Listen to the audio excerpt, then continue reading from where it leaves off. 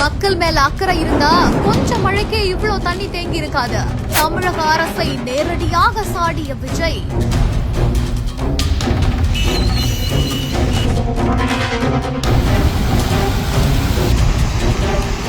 வடிகால் வசதிகள் முழுமையா செய்து முடிக்கப்படாததான் மக்களோட வாழ்க்கை எப்படி புரட்டி போட்டிருக்குது.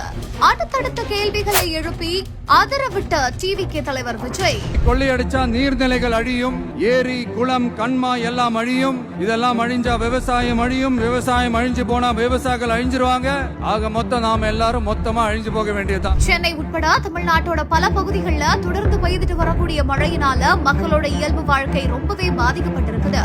வடிகால் வசதி முறையாகவும் முழுமையாகவும் செய்து முடிக்கப்படாததுதான் மக்களோட இந்த துயரத்துக்கு காரணம். பொதுமக்கள் தங்கள் பாதுகாப்பை கவனத்துல கொண்டு எச்சரிக்கையோட இருக்க வேண்டும் அப்படின்னு சொல்லிக்கிற மழையால பாதிப்புக்குள்ளாகக்கூடிய மக்களுக்கு தேவையான உதவிகளை பாதுகாப்போட செய்திட வேண்டும் அப்படின்னு தன்னோட கழக தோழர்களை கேட்டுக்கொண்டிருக்காரு டிவிகே தலைவர் விஜய்.